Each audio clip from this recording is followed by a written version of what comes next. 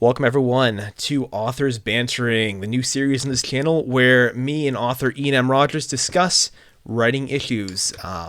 This is the sort of content that me and Ian would talk about when we would go out, maybe like on a Friday night to like a bar, we went out to grab some food. We would talk about these sort of things, and we figured let's bring it to the podcast. So today's topic is going to be on: should you actually write every day? It's obviously been the kind of the nomer of my channel, right? That's been kind of the main vlog that I'm doing here. And This I is a remember, good one. I'm glad you brought this up actually. And so just so we're clear, so write every day, is that write 7 days a week, or are we talking write on weekdays yeah, like a Monday to Friday type deal? exactly. So I'm talking about every single day. Yeah. So this is, and it's become kind of like obviously like my brand, right? Like in a way, like it's something I talk about all the time. I don't really ever really discussed like should someone literally write every single day like me though. And Mm. so I wanted to bring you in obviously for this topic because I think you have a different writing schedule than what I do. And so your perspective might be different on if the layman, right? If just the average writer, person with like life, family, whatever, basically should actually be doing kind of what I'm doing every day, which is just going to the keyboard every day regardless and just typing out words.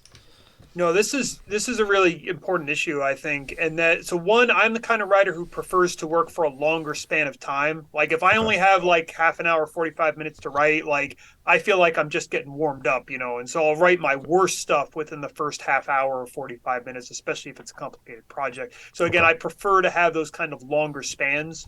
So I would work 2 days a week, 3 days a week, 4 days a week. It never even attempted to carve out 3 hours a day for seven days a week, because that's a Okay. lot of hours. Gotcha. That's interesting. Okay, so you're the kind of person. So you tend to write, again, like 3-4 days a week, basically, but have like a 3 hour session in your day devoted to it, rather than doing it every day when you just have a chance to get something down. I do, and Okay. part of the reason I do that too is because I'm the kind of writer who'll get burned out. Okay. So I like to try and take a weekend away from a project, or a few days away from a project, just to kind of gather those thoughts a little bit, especially if it's a complicated project. If it's a draft of a novel, I'm still kind of shaping it. I'm going to want space away, time away to really, really reflect and come back to the desk with a fresher mindset. Okay. Very good. And so I guess to follow up with that, then, so if you had that sort of style, because the reason why my videos and my vlog tends to be right every day is because I have really bad procrastination where if I miss a day, if I was to stop, right, I'm not getting anything done the rest of the month. Like one day's turning into like 5, it's turning to 7, it'll turn into like Mm. 2 weeks and I won't have And, written. and why do you think that is? Why do you think, like, you miss one day, you say you miss a month? Like, what do you think causes that? Like, where do So you think that comes from? I don't know. And so part of it I think is the insecurity, part of it is the challenge. I think part of it is just the idea that, all right, you've earned this break now, right? And you're like, Mm. hey, I wrote so much, right? I wrote tons before this, so I'm already ahead of what my schedule might have been. So you get that kind of dopamine hit, you get that serotonin hit of like, oh, you accomplished a lot. Take a day off, relax, and you take that day off, right? The next day you go, oh, I'm feeling like crap. I woke up, I wasn't feeling so good. You just, it was an off day to go back. And you go, okay, I'll make it 2 days in a row, right? Then 3, and it's these little things that come in, and what happens is every day you miss, I feel like it builds up this gradient of like insecurity, like, oh my god, once I go back my writing's gonna be terrible. Like I took 3 days off, now my writing's gonna suck. All right, I'm gonna take the rest of the week off and just come back on a Monday. I'm definitely gonna do it. I'm gonna come back, I'm gonna write strong on a Monday. And then you go back and your writing's kind of crap. Maybe you write for like a half hour and your writing's completely crap that day, and you take so much more time off, and you get in this sort of like spiral of your writing's terrible, I'm not a good writer, what have you. And it just tends to build up when you miss days. For me, it just builds up, basically all the excuses, all the insecurities, all the deep things of that kind of fight against you as a writer, that psychological resistance that I guess like No, Stephen Pressfield might call it, builds up, and I can't, like, it's a hard thing to no, fight. this is definitely making sense. And like, just from talking to you about this and seeing your channel and everything, I think that momentum that you're talking about is really, really powerful. That habit of like, okay, every day, Monday, Tuesday, Wednesday, like it's a writing day. It's just part of your routine, like brushing your teeth. Yep. I think that is like what you're describing is really, really powerful, because it forces you to be in that mindset, forces you Yeah. to sit down and actually do the work. But if you rely on that mindset, like if you rely on just the pure habit of writing as Yeah. opposed to a scheduled writing, then I think it's really easy to fall out of that if you miss a day. Okay. For example, like it's like somebody who starts a new project or starts a new task.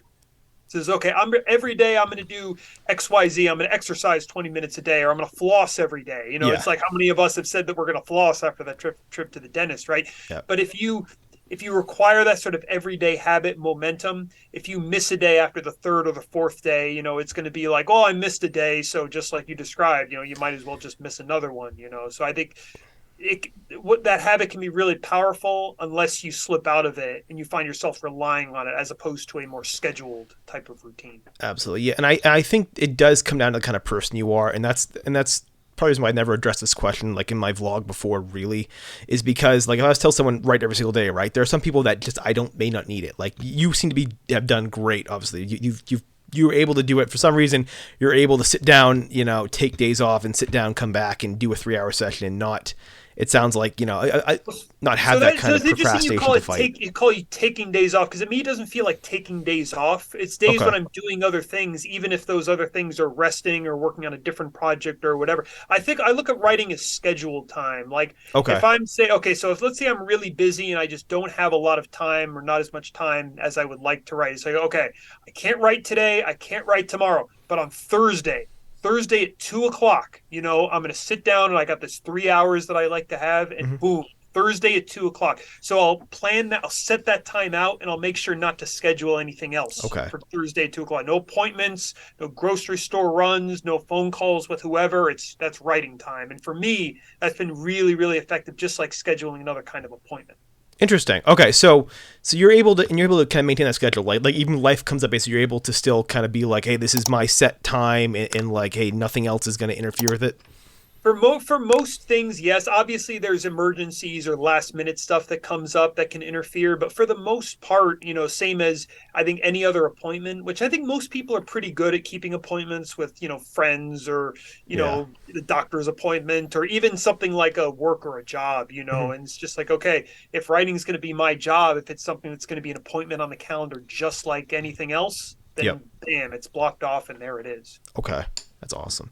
And so on the days that you're not writing, what are you are you doing anything writing related instead though? Like sometimes.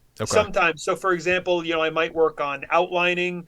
I might work on retyping things that I've edited. So I like to edit by hand, you know, just edit with a pen. And so, you know, obviously you have to go back and type all that up. So sometimes I'll do that on off days, so that I, for example, can stay connected to a project and still, you know, have those words, but I'm not going through that really, really intense task of creating something from nothing.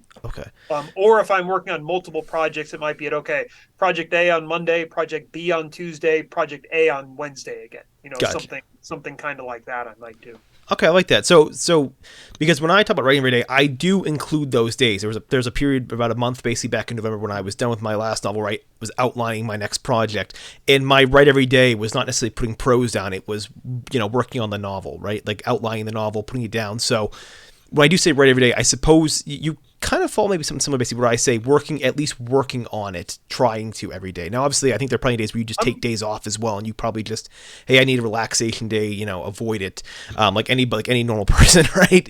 I'm really glad you brought that up, actually, because people don't give outlining and those other types of things enough credit. They think if I'm not putting words on the page, then it's a fail day and everything else is just nothing. But like outlining, brainstorming, you know, stuff like doing research for a project if I'm working on, I'll do like character sheets, you know, things where I'm writing out information about the character, you know, that counts. And, you know, it's like I didn't put words in a manuscript that day, but I fleshed out this character. I researched this thing that I had to look up, or I, you know, solved this outlining problem, you know, and I think all those things are really, really valid. And, you know, for something like a NaNoWriMo or something where it's, you know, all about the words on the page, I think a lot of that stuff can get left behind. But it's an important part of the writing process. Exactly. And I think it's important to kind of recognize that, right? That even like the authors that do write every day, I think there are days when they're just not doing the prose and they are doing the outlines, right? You know, even the ones that famously write every day. And I suppose against my argument for this, let's be real here, right? Most authors that are professionals don't write every single day. Like I think that's true. That's true. And it's not something you recognize, right? Because when you go online, you always hear that advice. You always hear about like the same author. You hear about like a Patterson or a King or something like that, where they write every day, whatever. Like they're at it.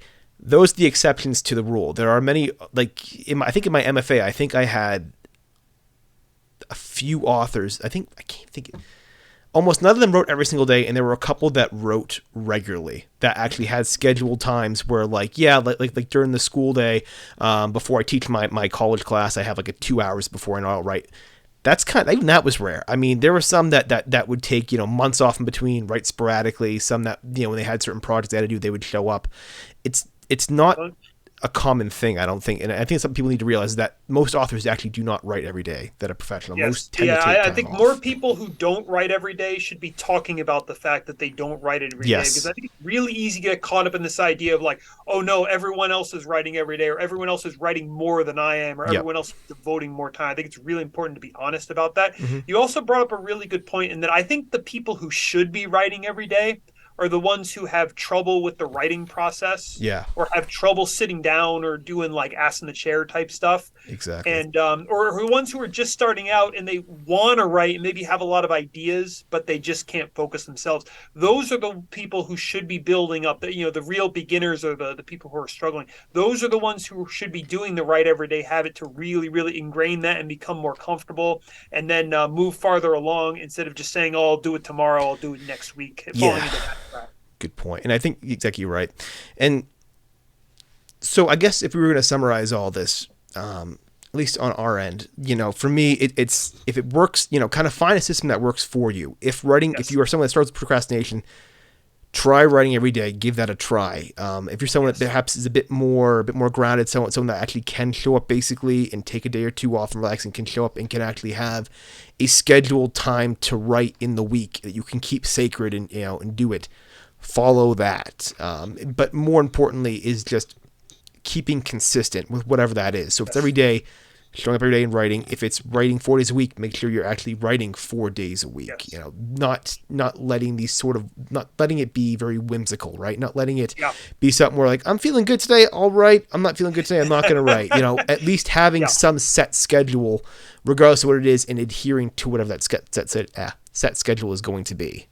Yeah, consistent versus whimsical. I think that's such an important distinction to make. Mm-hmm. The whimsical people, the ones who aren't really in it, the hobbyist or aspiring or, amateur or whatever you want to call it, they're the ones who write when they feel like it.